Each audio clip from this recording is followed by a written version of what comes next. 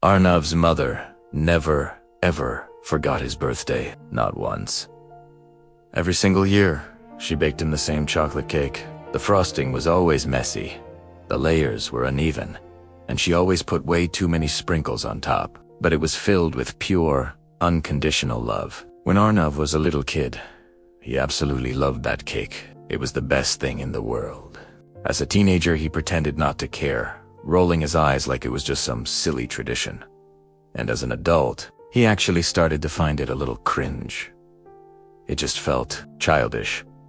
On his 30th birthday, Arnav was a busy man. He had important work meetings lined up, and he'd made plans for a fancy dinner with his friends.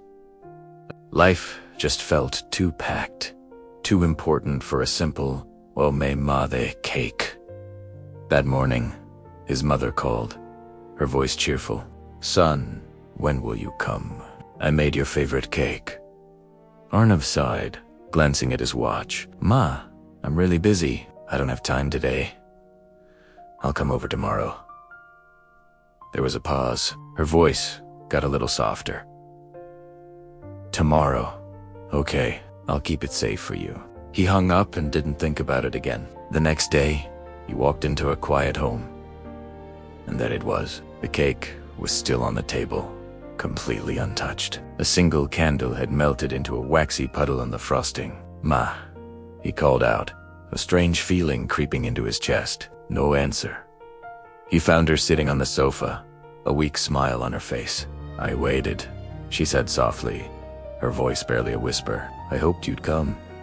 Suddenly, she started coughing, a deep, violent cough, and then she just collapsed into his arms. Hours later, the hospital lights felt too bright, too cold. The doctor walked out, his face heavy with bad news. She'd been sick for weeks. He sighed gently. She was hiding it. She didn't want to worry you. In that moment, Arnav's world shattered into a million pieces.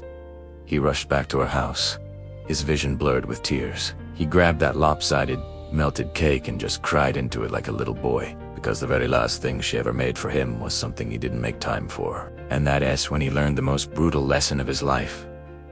A mother's love doesn't stop for birthdays. But birthdays, they stop coming when you start taking that love for granted. Don't wait until it's too late. Thank you for watching.